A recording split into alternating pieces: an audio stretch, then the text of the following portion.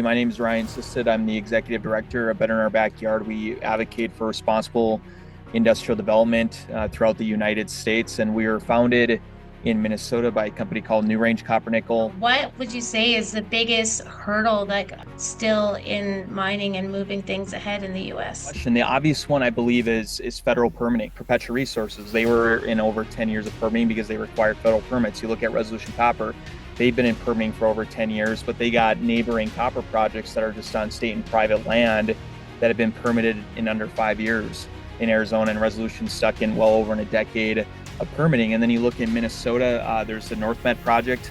Number one is permitting reform. How do we create a path where companies know within 3 to 5 years if this is a project that's going to be able to be done responsibly and safely? For disclosure purposes, our site does not make recommendations for purchases or sale of stocks, services, or products. Nothing on our site or this podcast should be construed as an offer or solicitation to buy or sell products or securities. All investing involves risk and possible losses. This podcast is for entertainment purposes only. Ryan, it's great to have you on the show. For our following who might not know who Better in Our Backyard is, let's just start off with how you started Better in Our Backyard and then really what the mandate is as it's evolved. Well, thank you, Kelly. I appreciate the opportunity. My name is Ryan Sistad. I'm the executive director of Better in Our Backyard. We advocate for responsible industrial development throughout the United States, and we were founded in Minnesota by a company called New Range Copper Nickel, which is looking to permit a copper nickel mine in northeast Minnesota called the North Met Project. It's a JV between Glencore and Teck, and then we have Twin Metals, which is another founding member company of ours that's looking to permit a copper and nickel mine. It's been in the news quite a bit lately. It's also in northeast Minnesota, just north of the North Med project. And then another company called Enbridge Energy, which is a oil and gas company out of Canada that operates quite a bit of pipelines throughout the United States, specifically in the upper Midwest. And I started in this role roughly 8 years ago. Our focus was in Minnesota, and then about 3, 4 years into it, our focus shifted to the upper Midwest because there was a project that Enbridge completed in Minnesota that allowed us to go into Michigan and Wisconsin with a different project that they were focusing on called Line 5, which is a pipeline that runs from Superior, Wisconsin, all the way into Ontario, Canada. It runs through Wisconsin and Michigan. So that allowed us to expand to the upper Midwest. And then we picked up a company called Perpetua Resources out of Idaho, which is almost a fully permitted antimony and gold mine. It's federally permitted. I think it's just waiting on a couple small state permits in Idaho, which allowed us to go national. And then a year or so after that, we picked up Resolution Copper, which is looking to permit what would be the U.S.'s biggest copper mine domestically anyway. It would supplement up to 25% of U.S. copper demand if it were up and running today based off of existing copper demand numbers in the U.S. And once Resolution joined and then we saw a change in administration a few years ago, everything just exploded for us. We went from advocating for 6 or 7 projects to nearly 40 now in 15 different states. When I met you at AEMA, you kind of gave more detail in the story of how much you've grown this Yeah. Better in Our Backyard. Do you want to just kind of give the base notes on really like where this started, like very grassroots and like the level that you are now because you have your expo coming up, you do a lot, you have a lot of companies besides the ones that you just mentioned as well as Mhm. members. Well, yeah, no, it's well when we started in we technically started in Duluth, Minnesota, more specifically, and the first year that I was running Better in Our Backyard, our focus was actually on young professionals and college kids. Like, how could we be a good complement to other existing associations? Like, there's Mining Minnesota. In Minnesota, there's the Iron Mining Association. There's a couple of other economic development firms. And for your viewers' reference, we've been mining taconite and iron ore for the last 140 years. And we've known that there's been a lot of copper and nickel geology since the 60s in northeastern Minnesota that didn't really become economical to mine up until 20 years ago. And what in part of the reason why they created Better in Our Backyard is that in Minnesota, it's really tough to permit a new mine, especially if it requires federal permitting and also when it requires state and federal. Like one great example is the North Bend project. It's been in permitting for over 20 plus years. And a lot of it has to do with Minnesota state permitting process and also some of the federal permitting issues that we're seeing on a national level, not just in Minnesota, but throughout the country, obviously. And so anyways, my first year, to answer your question, to stay focused on that, is we were supposed to just be focused on young professionals and college kids and educate them on the benefits of what would a NorthMet project deliver to northeastern Minnesota. And we did events at colleges and certain and different venues, and we had a small dinner. And then when COVID hit, all the other associations that I was working with all of a sudden now didn't really have much of a platform to work from because they were so used to face-to-face interaction. And during that time, when COVID hit, I kind of realized that, maybe the model that we're working with isn't working right now. And at the time, I only had 3 companies. I had, or 4, I should say. I had a local construction company called Lakehead Constructors, Enbridge, Twin, and New Range. And we were operating on a seed funding budget. And so I was paranoid that if they were to pull funding, that we'd be one of the first groups to go because we're the newest group. And so I just started throwing darts on the wall and changed up on how we would advocate for responsible industrial development, for new mining, for new pipelines in Minnesota. And then once we started getting out of COVID, or during COVID, that focus or that reframe on how we do messaging is where I saw the biggest opportunity was on social media.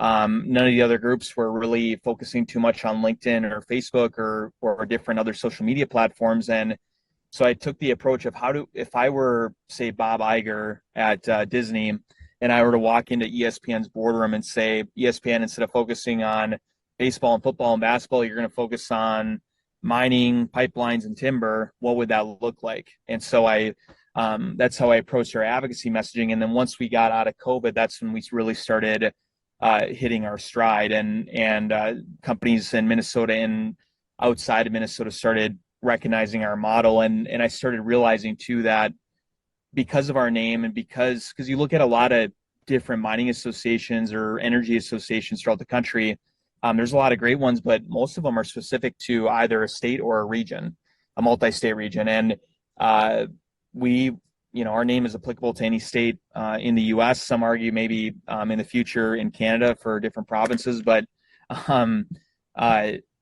so I took the approach of how do we scale this outside of Minnesota. We changed up our logo 4 or 5 years ago, and a big reason for that was because Enbridge was able to utilize us in Wisconsin and Michigan. And once we were able to change up our logo, that really gave us an avenue to show value to projects outside of Minnesota. And a lot of it has to do with using the same model that I used and developed through NorthMet and Twin and Enbridge. And thankfully, they gave me the opportunity or allowed me to expand outside of Minnesota and test the model outside of Minnesota, which has really allowed us to grow. But yeah, to answer your question, we were originally just a young professionals, college kids type group, and I just didn't feel like it was going to work after a few years. And luckily, in a weird way, COVID was a blessing for me to have that space and bandwidth to try new things and really how do we innovate in terms of how we message and advocate and educate for the projects that support us. For permitting, we obviously know that's one of the biggest hurdles for any mine. Where do you see the pushback, or do you find now that you're doing this social media and you've built this story out for Better in Our Backyard, that the education is starting to land with people across the U.S. when you are mandating for new projects? Well, it definitely lands with the folks that understand the mining industry or the professionals that do. And then there are the people that are against mining that no matter what type of figures you throw at them, they don't care that it takes 29 years to permit a new mine from exploration to end up permitting. And then there's people in the middle that really aren't paying too much attention that I try to get to and try to inform them and educate them and not necessarily even talk them into supporting mining, just telling them that, permitting overall is just an issue. And what I've noticed is what's been interesting enough is Twin Metals, for example, the proposed copper nickel mine in northern Minnesota. It's just south of the Boundary Waters canoe area and outside of the buffer zone. But right now, our governor of Minnesota just issued an executive order where he is asking, or he's demanding, that his agencies not even review a mine plan of operations if Twin were to submit one, or even to allow them to enter into or permitting process. So there's some on that are against mining that they don't even want certain projects to prove whether or not they can mine responsibly and safely. So on the permitting reform part of it, my thought process is like, it's not necessarily let's permit any and all projects, but let's make this permitting system efficient enough where we know within 3 to 5 years if this is a project that will be permitted or not, and then we can move on and go from there. And the issue is that it's taking so long that we don't even have the time to figure out if a mine makes sense or not. And there's some people that don't even want those companies to have the opportunity to prove themselves. That's wild considering the mandate from higher up in the US of building out our energy, like your own energy and mining infrastructure. I want to talk a little bit about your expo. Like who are the people that come down? Who are some of the members? Like if I'm a public company or even a private company that wants to come down and meet people, who would be the people I shake hands with? Is it like policymakers? Is it geologists? Is it a little bit of everything? It's actually a little bit of everything. And the reason why I did the start of the expo was a lot of our in-person events we do 4 a year, once every quarter. All of them are in Minnesota, but I wanted to create one event that made sense for our members in Idaho and Nevada and California, even in Alaska, in Arizona, and basically all the states out west, and even Wisconsin and Michigan. I mean, it's still a trek to get over to Minnesota, for them to be able to fly in and have an easy in and out. So the Mining Energy Expo starts on September 29th, ends on the morning of October 2nd. It's just a breakfast, but really there's 2 full days. It says 4, but it's really 2 full days of content, and it's right next to the Minneapolis airport. And I wanted to create an event that made sense for our members to fly in, and the people that they'd be conversating with. There's policymakers that will be there. Congressman Stauber is a great example. He's chairman of the House Natural Resource Committee. And there will be other congressmen more than likely joining them. Last year we had Senator Kramer from North Dakota come in and give a keynote. And then also too, I want the investors into these juniors to have a reason to be there. We've had some bigger name companies that I don't want to mention show interest in being a part of it, but I just can't promise that they'll be there.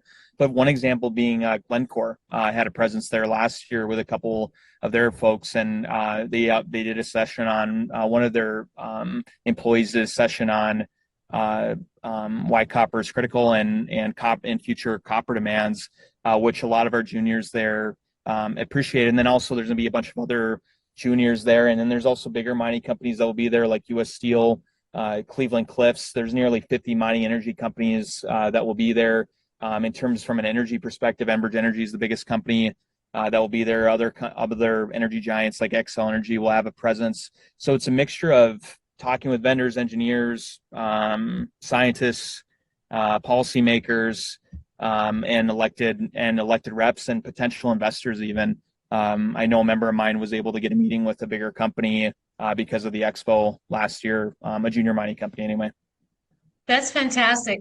So if I'm, again, a public company or a private company, and maybe a permit is not something that I need tomorrow, what's the value add of just, joining and becoming a member? And then I guess how many members are you guys at now too?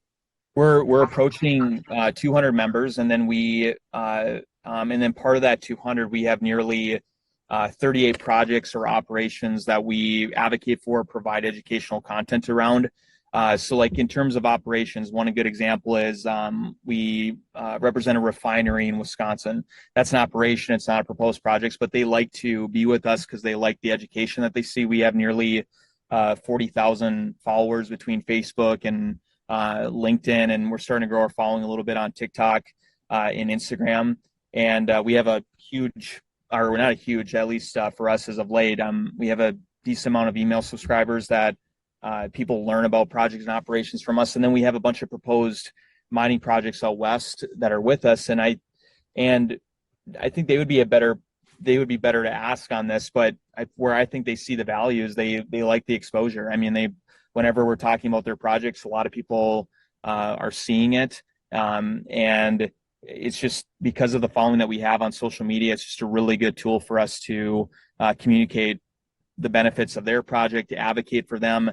And I can't say this probably too much, but I mean, it does indirectly bring attention to their stock. We don't ever tell people which stock to buy, but a lot of these people that follow us are already in the mining industry, and And as you know, and I'm personally the same way. I like to stay on track on some of these companies.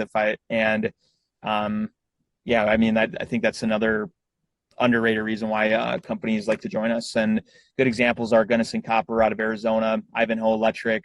Outside of Resolution Copper, there's Perpetua Resources in Idaho. There's Liberty Gold in Idaho, Integra Resources. There are a number of juniors that just like being with us. Because you've been doing this for quite a while now, what would you say is the biggest hurdle, like across the board, whether that's Minnesota, Idaho, like where do you see the biggest hurdle so far still in mining and moving things ahead in the US? It's a great question. The obvious one, I believe, is federal permitting. No matter what state you're in, whether you're in a pro mining state or an anti-mining state. So, like, great example is Arizona. It's a very pro copper mining state, and Idaho is a great example too. It's a very friendly mining jurisdiction state. But like Perpetua Resources, they were in over 10 years of permitting because they require federal permits. You look at Resolution Copper, they've been in permitting for over 10 years, but they got neighboring copper projects that are just on state and private land that have been permitted in under 5 years in Arizona, and Resolution stuck in well over a decade of permitting. And then you look in Minnesota, there's the North Met project. And that's New Range Copper Nickels North Met project that's been in permitting for over 20 years. So I would say number one is permitting reform. How do we create a path where companies know within 3 to 5 years if this is a project that's going to be able to be done responsibly and safely?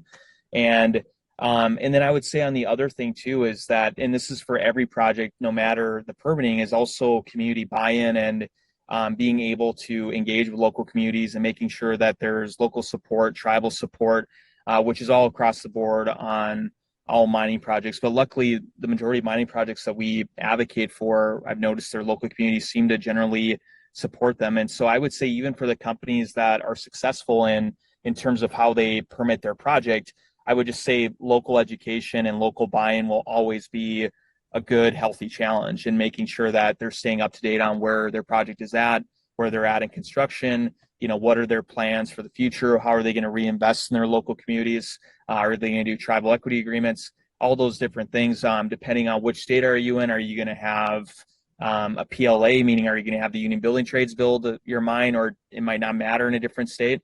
But I would just say local community education is always a good, healthy challenge. But on a bigger level, I would say federal permitting, and it's not just with mining too. I would say it's with processing and refining. Like one great example is copper. We only have 2 active copper smelters and refineries in the U.S. We're already at max capacity. So unless if your geology allows you to use technology that allows you to skip the smelting process to go from a raw material of copper to a copper cathode, we are at max capacity. So any new copper mines that are coming online, until we see new refineries and processing facilities built in the U.S., we might have to ship it to a different country to make sure that it's processed. And Canada only has 1 copper smelter. So I would say the reason too why I love the push for permitting reform is we need to mine and refine in America. So let's not only mine these or permit these mines in a timely fashion, but how do we create an environment that allows us to build refineries and smelters in a responsible way too, so that the copper mined here is refined here. It sounds like we need to bring you to Canada too. But like for Fast 41, for those projects, like do they give you kind of like a framing of like how to like put that ahead for another project, or is it just so randomly the Fast 41 comparatively to? Well, it depends on what type so there's 2 different segments of Fast 41. I'm forgetting one of the segments names, but there's Fast 41 Transparency Project and there's a Fast 41 project, essentially. And a transparency project is essentially Fast 41 is just keeping an eye on you. The Federal Permitting Council is, and they're just making sure. So let's say if you're trying to permit a project in North Dakota, they may not be pushing federal or state agencies to permit you right away, but you're definitely on their watch list so that a year from now, they're going to be checking in, being like, okay, what's going on? And so there's not too much of an aggressiveness, if you will, for Fast 41 transparency projects, but there are projects that are directly in Fast 41 where, to your point, the Federal Permitting Council, Steering Council is pushing agencies, state agencies, and federal agencies to coordinate and make sure that they're permitting projects in a timely fashion. And a great example is the South 32 Hermosa project. They just got fully permitted. They were the first mining project to be added underneath the Biden administration, and now they've been fully permitted under the Trump administration. So it's a kind of a bipartisan project, if you will, and they're the first kind of first example of a project getting permitted in a timely fashion that required federal permits. They got permitted, I believe, within 3 years, and that's a direct result of Fast 41, and also too, it helps that both administrations supported that project. So it depends. So if they're directly in Fast 41, if they're called a Fast 41 project, yes, they will coordinate with state and federal agencies to make sure that they're coordinating with each other, that they're delivering permits in a timely fashion. And if they're transparency, they're just simply keeping a watch on them. They're on their radar. Does that like make a case study though, I guess, for you guys that you can copy and paste? A little bit. I think the ones that they're really putting in are ones that they know would be a huge national security asset. So like the North Met project in Minnesota, that's a transparency project, but they're going after platinum group metals, copper, nickel, cobalt. There might be some gold too in their deposit. I know in Twin Metals deposit, they have a very similar to geology. It's all within the Duluth complex, Northeast Minnesota. They have gold, but it all depends on how critical they view a project is to national security. What I think it's more or less of I don't know if there's favoritism involved, or if there's a good case study yet on how to be into Fast 41 if you're a junior mining company. But I will say it's a good case study for federal permitting reform when whether it's a senator or a congressman or a congresswoman, and they're talking about why we need federal permitting reform. Basically, that's what Fast 41 is. That's what Fast 41 is trying to implement for specific projects is what politicians that want federal permitting want for all projects that require federal permitting throughout the United States. Yeah, so I'd say it's more of a case study for federal permitting overall, and I'm sure there is something to be said too about how can junior mining companies position their project to be added to that list too as well. But I look at more from this is how federal permitting reform needs to be implemented overall across the board. Is there any room still left for anyone that wants to join, whether they're an investor or a participant from a company for the expo? And then how can they reach out to you? Where's the best place to connect with you guys? Great question. Yeah. So our website is betterourbackyard.com. They can reach me anytime via my email, ryan@betterourbackyard.com for more information. And in terms of room at the expo, we still have plenty of room. We're going to be capping our attendance, I believe, at roughly a little over 500. It's a nice, intimate setting. The event center isn't too big, but it's just big enough to have a good amount of people there, but it's not too many people where it's a little intimidating. Not that it intimidates people, but I want it to be a nice, good, intimate feel where there's a good chance that everyone is going to be able to talk with each other at some point over the course of those 3.5 days and 2 full days of content. And right now we probably have roughly 100 spots left, and there's plenty of time to register between now and September 29th, but reach out to me at any time with questions. Okay, and last question, who are you most excited about presenting or speaking at your expo? I have a lot of great members, but we're starting off the expo, so we have a Tuesday night reception where it's just simply networking and to kick it off. And then Wednesday, our first full day, we have an Arizona copper panel where Ivanhoe Electric, Resolution Copper, and Gunnison Copper and Hudbay Minerals are all going to be on a panel together talking about their copper projects in Arizona. That's gotten a lot of great popular feedback. It's there's a reason why I made it the breakfast keynote. And then the following morning, we have Montana, the original copper state, if you will, doing a panel discussion around proposed copper projects in Montana. And for your viewers' awareness, Montana used to be the leading U.S. copper producer before Arizona took that helm in the mid-1900s, and they've been the leading copper producer ever since they took out Montana as the #1 copper producer. And then to close out the expo, we have another panel called the White House and U.S. Mining. So Energy Fuels is going to be on there. The National Mining Association is moderating it. We're going to have Drew Horn from GreenMed. He's a consultant out of D.C. Congressman Saber will be on that panel.